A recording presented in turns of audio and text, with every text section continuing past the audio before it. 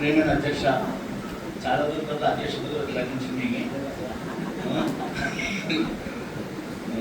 అర్పించడంలో దీని యొక్క తర్జుమా ఒకరికంటే ఒకరు ముందుకు పోయే కృషి చేయండి. ఆకాశాలంతా భూమి అంతా విశాలమైన స్వర్గం వైపు పరిగెత్తండి. అది అల్లాహ్ను ఆయన ప్రవక్తలను విశ్వసించిన వారికి సిద్ధం చేయబడింది. ముఖ్యమైన దీనిలో కాంటెంట్ ఏంటంటే 57 హదీదు 21 ఆయలు. అల్లాహ్ను ఆయన ప్రవక్తలను విశ్వసించిన వారికి సిద్ధం చేయబడింది. ఏంటి ఆ సువిశాలమైన స్వర్గం. దీని గురించి వివరణ ముఖ్యంగా చెప్తున్నాను. ముఖ్యమైన విషయాలు ప్రాపంచిక విషయాలపై పోటీ పడుతుంటారు జనాలు. హోదా గురించి, సంపత్తి గురించి, ఇంకేంటంటే ఇలాంటి విషయాలు ప్రాపంచిక భౌతిక విషయాలకు పోటీ పడుతుంటారు.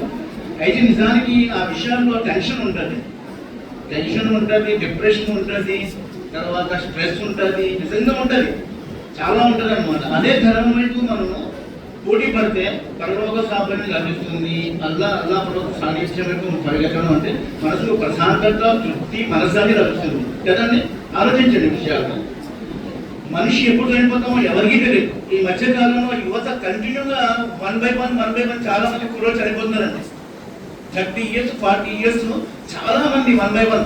మనం కూడా రేపు చనిపోతామని సిద్ధంగా ఉండాలి. అలా ఉండి ప్రపంచ జీవితం ప్రస్తుతం చాలా డేంజర్గా ఉందండి.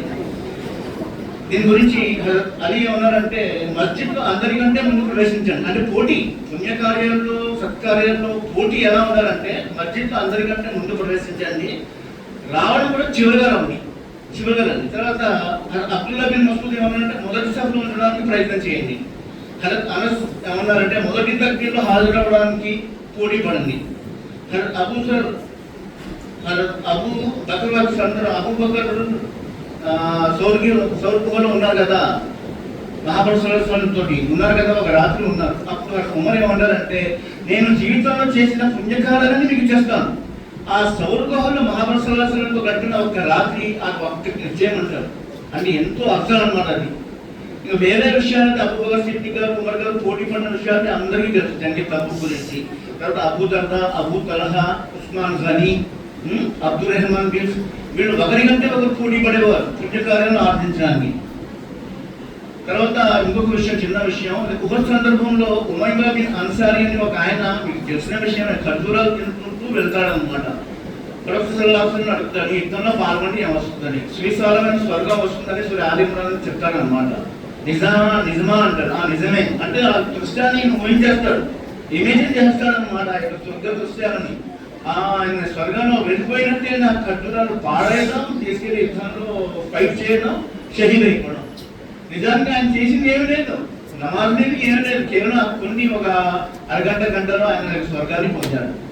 మనం కూడా ఈ పుణ్యకార్యాల్లో ఎప్పుడు ముందంజలో ఉండాలండి. ఎప్పుడు ఏ విషయాలు జరుగుతుందో తెలియదు. ఆలస్యం అమృతం విషయం ఉంటారు కదా, ఏదో పుణ్యకార్యం చేయాలని ఆలోచన మనం వస్తే వెంటనే చేసేయాలి. అది ఉద్యోగం మారిపోతాయండి. నేను కర్ణుడు స్టోరీ ఉంది, నేను తనకు చెప్పను. ఇప్పుడు సఫ్లో ఏమని చెప్పబడింది అంటే, ఇది మంచి వాక్యం ఉంది సఫ్లో. విశ్వసించిన ప్రజలారా, మిమ్మల్ని వ్యధాభరితమైన శిక్షణ రక్షించే వ్యాపారాన్ని చెప్పమంటారా? విశ్వసించండి అల్లాను, ఆయన ప్రవక్తను, పోరాడండి ఆయన మార్గాలను, మీ సంపదలను, మీ ప్రాణాలను ధారపోసి మీరు కనుక గ్రహిస్తే ఇదే మీకు మేలైంది, ఇదే గొప్ప సాఫల్యం. అక్కడ స్వర్గవనాలు ఉంటాయి, గృహాలు ఉంటాయి, ఇతర వస్తువులు కూడా ఉంటుంది. నేనైతే అది కోరుకుంటారు. చాలా మందికి ప్రపంచంలో చాలా విషయాలు లభించవు. మనకి ఎన్నో కోరికలు ఉంటాయి, నాకు ఎన్నో కోరికలు ఉన్నాయి, మా ఫాదర్ గారు కూడా ఎన్నో కోరికలు లభించవు. ఎందుకంటే అక్కడే లభిస్తాయి అన్ని. కొద్దిగా సహనా వహించాలా, అక్కడ ప్రయోజనాలు పొందడానికి మనం ఉండిపోవాలా. ఇదే అసలు విజయం. ఓ ప్రవక్త శుభవార్తను అందిది. లంతనాలను బిర్రహంతం తునిఫికు మిమ్మా తుహిబ్బున్. అల్లా దృష్టిలో మీరు అత్యంత ప్రేమైన వస్తువు అల్లా మార్గంలో ఖర్చు చేయనంత వరకు మీరు పుణ్యస్థాయికి చేరుకోలేరు. నేను రావడం ఒక ముఖ్యమైన విషయం చెప్పడానికి వచ్చానండి. అది చాలా బాధాకరతో హృదయంతో ఆ ఒక్క విషయం చెప్పడానికి ఈ విషయాలన్నీ జోడించాను. తర్వాత నా అకౌంట్లో నేను ఒక విషయం ఇందాకే సారీ చెప్పాడండి. అది కూడా చాలా ముఖ్యమైన పోటీ పడటం అనమాట. మక్కా నుండి ముహాజిరీన్ ఎక్కడొచ్చారు? మదీనా వచ్చారు. వాళ్ళు అన్సార్. ప్రొఫెసర్ వారిద్దరికి సోదర భావం ఏర్పరిచి 50-50 మీ యొక్క సహాయం చేయండి అంటారు. అప్పుడు ముహాజిరీన్కి అన్సార్స్కి ఏమంటారంటే, మహాబసులాసంలో మీ యొక్క వ్యవసాయం ఆ వ్యవసాయాల్లో మీ పొలాల్లో ఇది ముహాజిరీన్ పనిచేస్తారు, మీరు 50 ఇచ్చేయండి అంటారు. ఆ మహాజీలు ఏమంటారంటే మాకు వ్యవసాయం చేత కాదు, మాకు అలవాటేది అంటారు. అప్పుడు మహాపురుషులతో మళ్ళీ ఏమన్నాడు అన్సార్కు ఉద్దేశించి, అన్సార్ సాహెబ్ మదీనాలో ఉన్నవాడు, మీరే వ్యవసాయం చేయండి, అన్ని పనులు మీరే చేయండి, కానీ 50% వీళ్ళు ఇచ్చేయండి అంటారు. ఆ పరిస్థితిలో మనం మళ్ళీ ఏమంటాం, ఇది ఎట్లా అంటాం. కానీ వాళ్ళు అనగారు మహాపురుషులు మా సమీనా ఇక ఆటైనా మేము విన్నాం, మీరే పాటిస్తాం అది వెంటనే ఒక అంటారు. సరే అది అయిపోయింది అంటారు. అప్పుడు మహాజీని అంటారు, ఈ పుణ్యకారాలన్నీ వాళ్ళే తీసేసుకుంటే మాకేమి మిగులుతుందని అంటారు. మీరు వారి గురించి దువా చేయండి, అప్పుడు వాళ్ళ ఒక సగం పుణ్యాలు మీకు వచ్చేస్తాయి అంటారు అన్నమాట. ఈ భౌతిక హోదాలు శ్రీ సంపదల గురించి ప్రాకులాడే వారు పరలోకంలో చాలా నష్టపోతారు.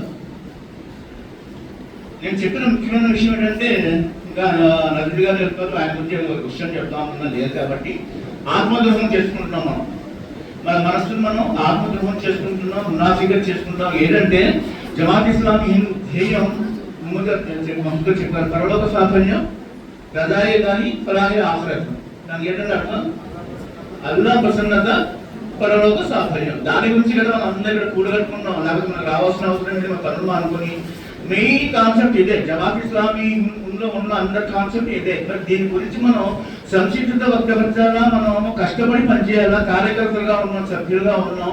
మనం ఏంటంటే ప్రోగ్రామ్కి రావడానికి ఆసక్తి చూపించాం, నెగ్లెక్ట్ చేస్తాం, నిర్లక్ష్యం చేస్తాం, ఏదో సాగు చెప్తాం, కానీ దాన్ని ఆత్మద్రోహం అంటారు. మునాఫికత అన్నమాట. మన మునాఫికత మన సంకుచిత మనస్తత్వం కదా, దాన్ని ఏమంటారు, కపటం. మన మనసులోనే కపటం ఉందన్నమాట. రావాలంటే రావచ్చు, మనకుంటే మార్గం ఉంటుంది, కానీ మనం రాము. నిర్లక్ష్యం వహించడం, అనాసక్తత చూపించడం, ఇవన్నీ చేస్తాం. కానీ అల్లాహ్కి సమాధానం చెప్పుకోవాలండి. అంత అనారోగ్యంగా ఉన్న, వీక్నెస్ గా ఉన్నవారు రెండో రోజు మన పెళ్లిలో పరీక్ష ఉంటారు.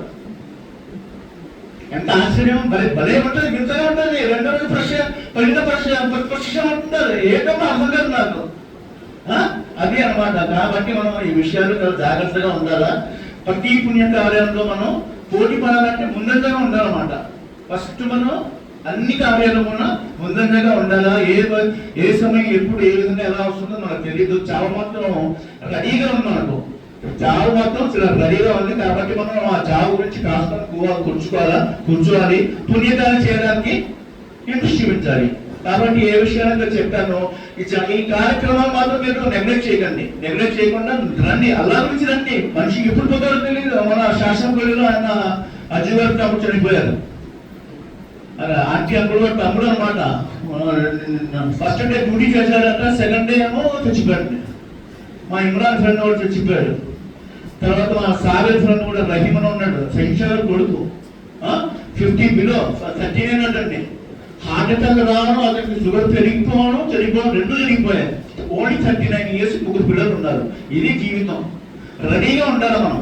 చావు గురించి మనం రెడీగా ఉండాలి. ఆ చావు రాకముందే మనం సంసిద్ధం అవ్వాలా, పుణ్యకార్యం చేయడానికి ముందంజగా ఉండాలా. కాబట్టి ఈ కార్యక్రమాలు మాత్రం దయచేసి మీరు రండి. అల్లా గురించి రండి, నా గురించి వద్దు, కేవలం అల్లా గురించి రండి. దీనివల్ల మీకు ఇహపర లోకాల్లో సాఫల్యం ఇస్తుంది. మీరు జీవితాల్లో ఇప్పుడు మనలో చాలా మంది ఉన్నారు ఇక్కడ, మీరు ఇబ్రాహిం గారైనా, బాజీలైనా, నేనైనా మా యొక్క జీవితం చిన్న జీవితాలే. అందరూ సెటిల్ అయ్యాం దేవుని దగ్గర, అందరూ కూడా మంచి స్టాండర్డ్ లైఫ్ ఉంది. మీరు ఏదో హిందీ పండితం అనుకున్నారు, ఇంటర్వ్యూస్ లో అయిపోయింది నెంబర్ 1 సుల్తాన్ గారు మెడికల్ రేపు అందరూ కూడా. కాబట్టి జమాత్తో ఉండడం వల్ల మాకు భౌతికంగా కూడా దేవుడు ఉపాధిస్తాడండి. కాబట్టి ఈ విషయాలు చెప్పే విషయాలు మీరు మనస్ఫూర్తిగా ఆచరించాలని కోరుకుంటూ నా ప్రసంగాన్ని ముగిస్తున్నాను.